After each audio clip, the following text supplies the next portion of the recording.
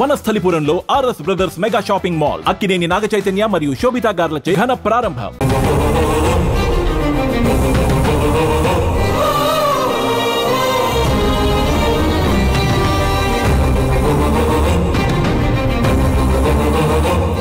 శిరీష ఏంటందులో?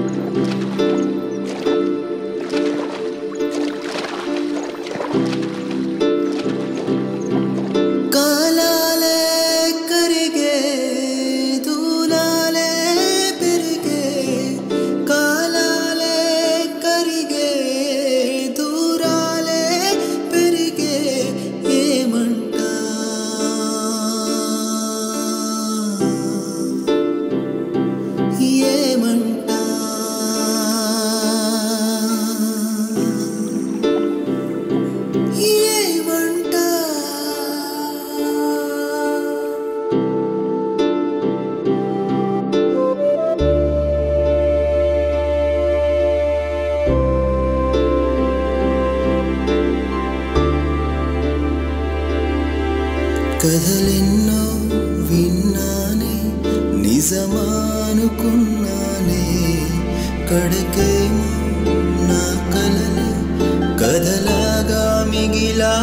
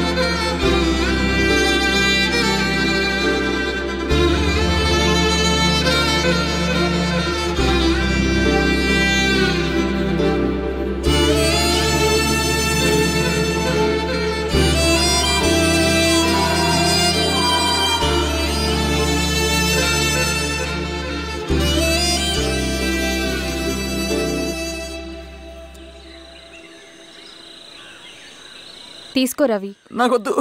తిన్ రవి. ఎన్నాళ్ళు ఇలా ఉంటావు? నాకొద్దు.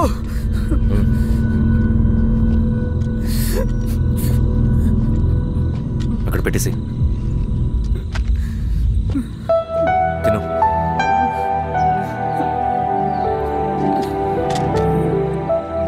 తినకపోతే చస్తావు. నేను చచ్చిపోయినా బాగుండేదన్నా. చేతకానాడు పిరుకోడు మాత్రమే ఏడుస్తూ కూర్చుంటాడు.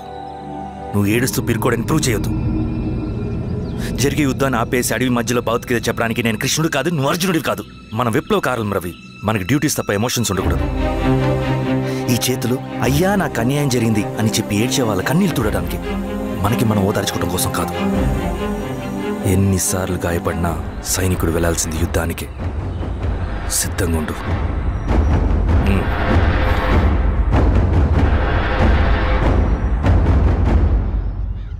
Sebastian, Greyhounds commander. DGP recommendation అంటే చాలా పవర్ఫుల్ అని మీ ఉద్దేశం, కానీ వాడు మీకంటే.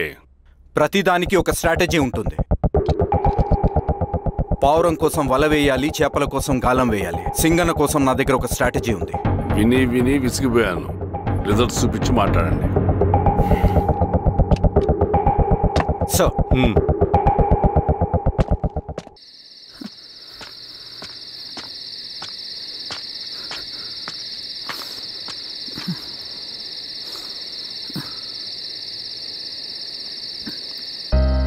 ఏమైపోయావన్నా ఇన్ని రోజులు? అసలు ఎలా ఉన్నావన్నా?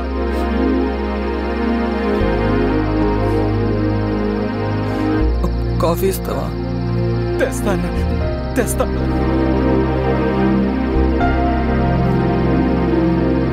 ఇదిగో అన్నా.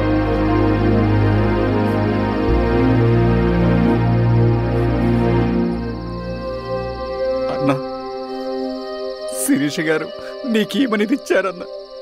శిరీష నా కోసం ఇక్కడికి వచ్చిందా? అవునన్నా, చనిపోయే ముందు ఇక్కడికి వచ్చారన్నా. దేవత లాంటి మనిషి అనవసరంగా చంపేశారన్నా.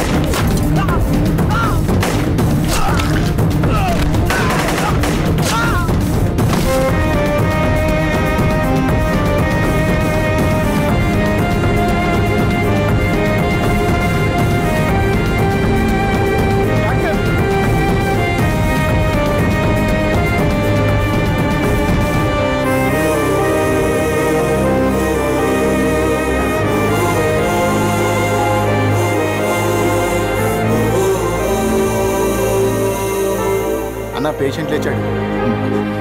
అన్నా అన్నా ఎక్కడికన్నా? నా పనుంది, ఆగురా.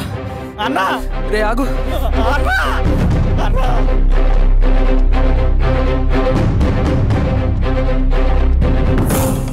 నక్సల్ నాయకుడు సింగన్న లొంగుబాటు ఎంతో కాలంగా శ్రీరామగిరి చుట్టుపక్కల పోలీసులని తీవ్ర ఆందోళనకు గురి చేసిన ప్రజా ప్రతిఘటన దళ నాయకుడు సింగన్న నేడు గ్రేహౌండ్ పోలీసుల సమక్షంలో జనజీవన స్రవంతిలో కలిసిపోయాడు. తన తదుపరి కార్యాచరణ త్వరలో వెల్లడిస్తానని సింగన్న చెప్పారు. సింగన్న సుదీర్ఘ పోరాటం నుంచి అకస్మాత్తుగా జనజీవన స్రవంతిలో కలవడానికి కారణం ఇంకా తెలియాల్సి ఉంది. స్ట్రాటజీ గురించి చెబుతుంటే నేను ఏమో అనుకున్నా. 100 గొడ్లను తిన్న రాబందు గాలివానకే చచ్చిందట. ఆ గాలివాన పేరేంటి తెలుసా? సబాషియన్, సూపర్ సబాషియన్.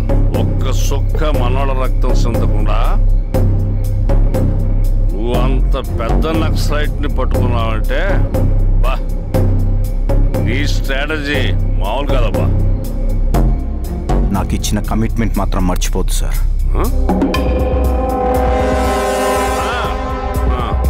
చేసాబో, తీసుకో, పోయేస్తా. సూపర్ అబ్బా, సూపర్.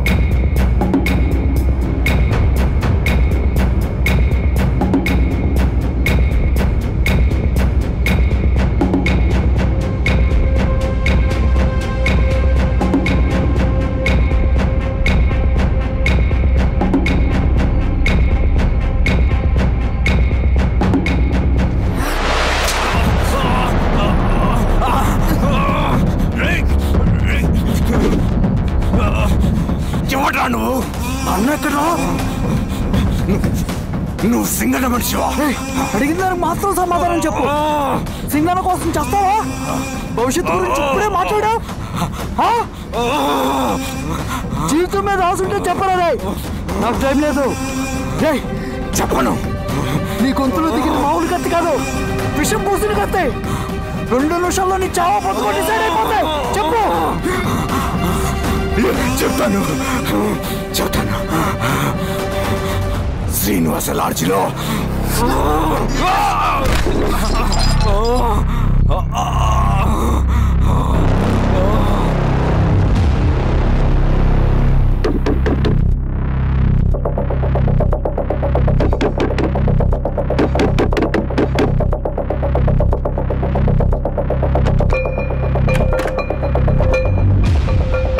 నువ్వేంటి ఇక్కడ? సర్లే లోపల.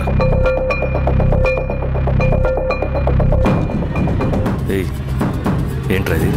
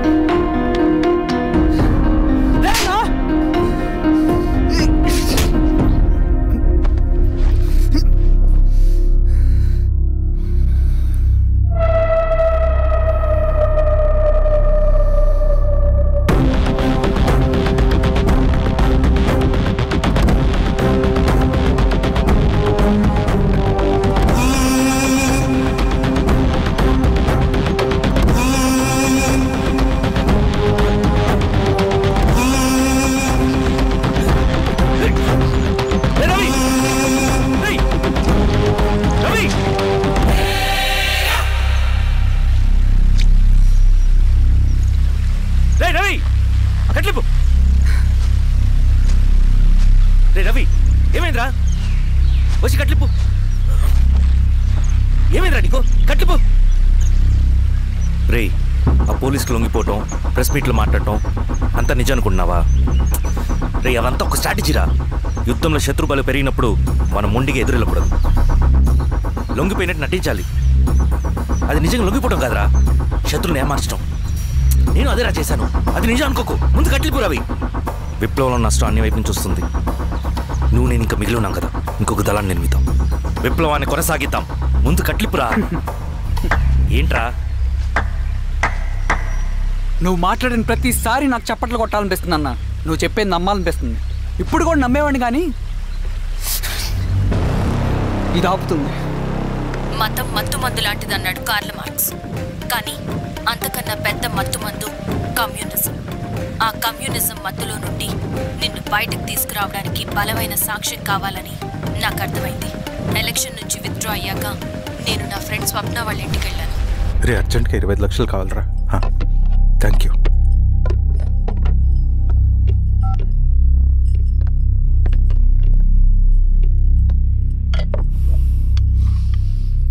చాలు.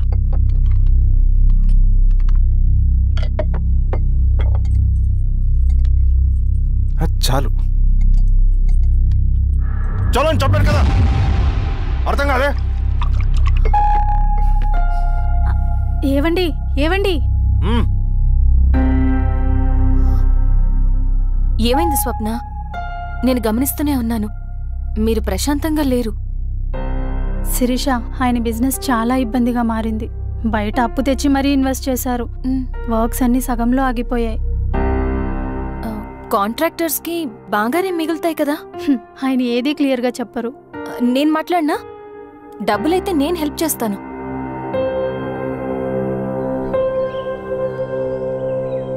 అన్నయ్య, చెప్పమ్మా. మీరు డబ్బు గురించి ఏదో ఇబ్బంది పడుతున్నారని అర్థమైంది.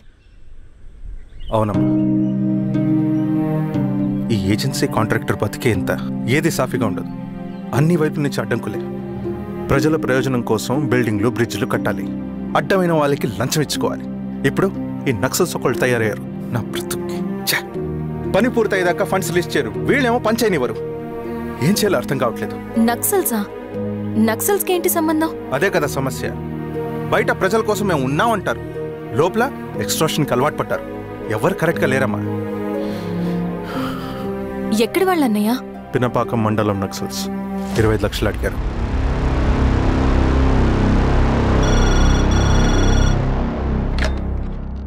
హలో ధర్మ, ఆ సింగన్న దళం గురించి నీకు ముఖ్యమైన విషయం చెప్పాలి. సరే, ఓకే, బాయ్. నీతో పర్సనల్గా మాట్లాడాలి. బయటకెళ్ళు. చెప్పు.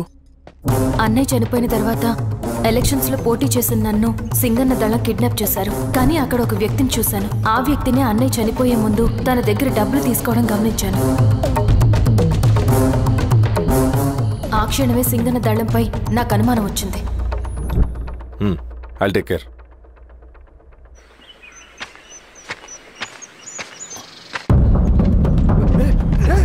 భయపడదు, మీ చంద్రుడు మనుషులు. నన్నేం చేయకండి. కూర్చోబెట్టండి. మీకు కావాల్సింది దీంట్లో ఉంది.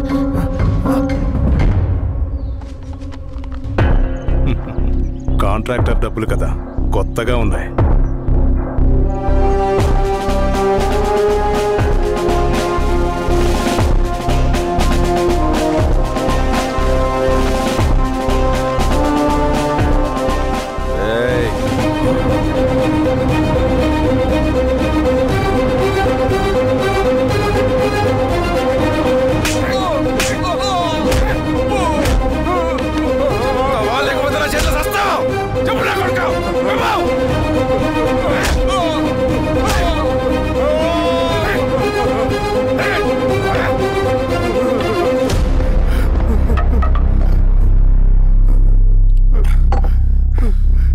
వీళ్ళ అన్న మీదున్న ప్రేమ అభిమానం ముందు మన పోలీస్ లాఠీలు ఓడిపోయాయి.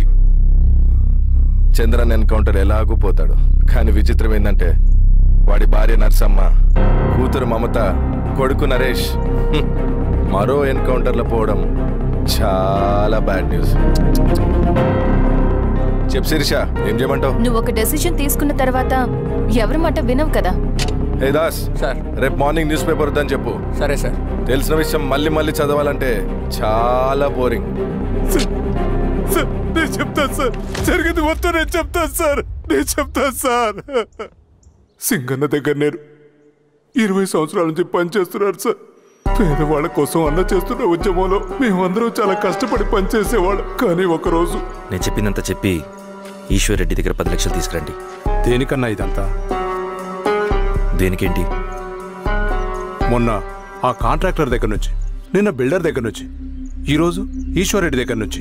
అధికారం కోసం. డబ్బు ఉంటే అధికారం వస్తుంది, అధికారం ఉంటే డబ్బు వస్తుంది. నాకు రెండూ కావాలి. హిట్లర్ పెయింటర్ అవుదామని అకాడమీలో జాయిన్ అవ్వాలనుకున్నాడు, కానీ పనికిరాడని చెప్పి రిజెక్ట్ చేశారు.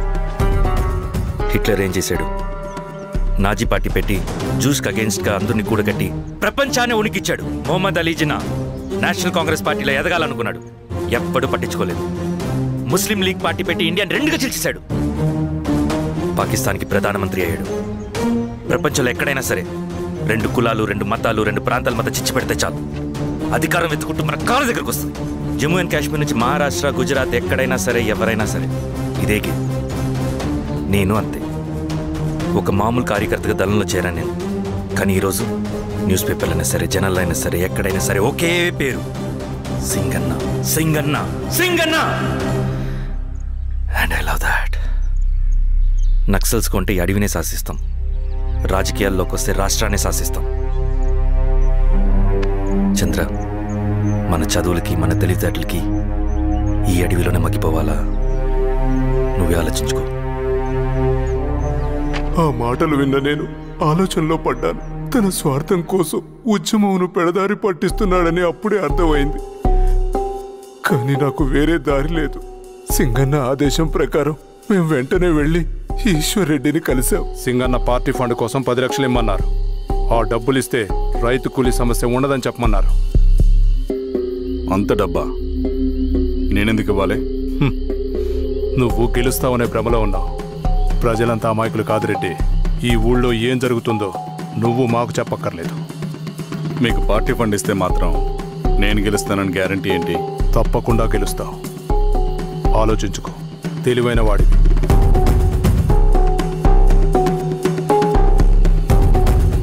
సరే,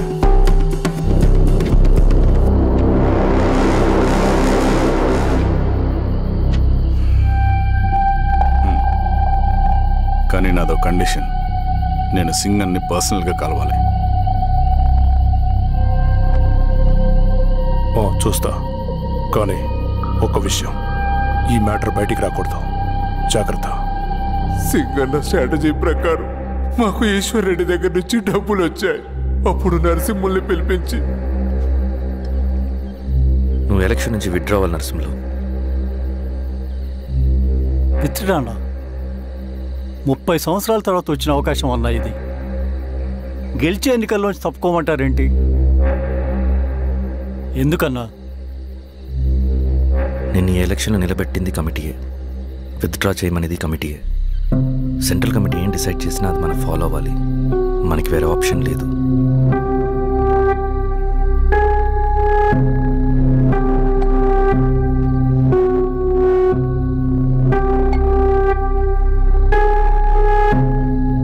నన్ను నమ్ముకుని చాలామంది ఉన్నారన్నా. మీరు వద్దన్నా సరే నేను ఇండిపెండెంట్గా పోటీ చేస్తా. నీ పట్టుదల నాకు అర్థమైంది నరసింహులు. సెంట్రల్ కమిటీతో మరొకసారి నేను మాట్లాడతాను. కొంచెం వెచ్చి, తొందరపడద్దు. లాల్ సలాం. లాల్ సలాం. తన మాటకి ఎదురు చెప్పిన నరసింహుల్ని క్రూరంగా హత్య చేయించి ఆ హత్యను ఈశ్వర్ రెడ్డి చేయించాడని అందరినీ నమ్మించి ఆ తర్వాత ఈశ్వర్ రెడ్డిని కూడా. ఏంటి ఈశ్వర్ రెడ్డి గారు, కలుద్దామనుకున్నాం కానీ ఇలా కలుస్తామనుకోలేదు. ఏంటంత కోపం? ప్రజానాయకుడు నరసింహులు చంపినందుకు నీకు మరణదండనే.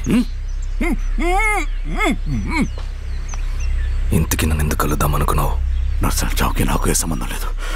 నిన్ను కలిసి ఊరు సమస్యలు, ప్రజా సమస్యలు పరిష్కరించు. అడవికి సింహం రాజు, అడివైనా ఊరైనా ఈ సింగన్నే రాజు.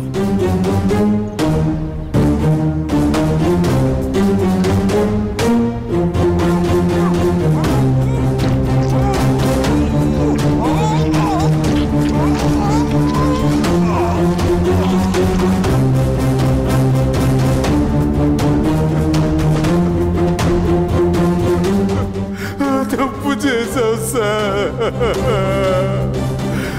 మొత్తం సింగన్నే చేశాడు. ఇంకా చెప్పాల్సింది ఏదైనా ఉందా? శిరీష ఆ రోజే చెప్పిందన్నా. ఇన్నాళ్ళ పోరాటంలో ఏం జరిగిందన్నా? ఏమీ లేదు. శిరీష వల్ల వాళ్ళ ఊర్లో రైతులకు భూములు వచ్చాయన్నా. నీ వల్ల చాగి అన్యాయంగా గొంతు కోసుకున్నాడన్నా. నరసింహులు, ఈశ్వర్ రెడ్డి, ఇంకెందరో అమాయకులు నీ అధికార దాహం వల్ల బలైపోయారు.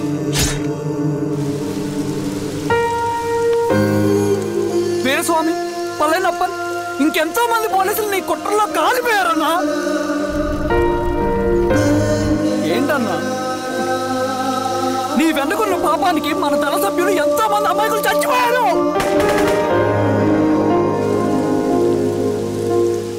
ఆ జనాలు అమాయకులన్నా. నువ్వు మాటలు చెప్పి రెచ్చగొడితే నువ్వేదో సమాజాన్ని ఉద్ధరిస్తావని నీ వెనుకున్నారు.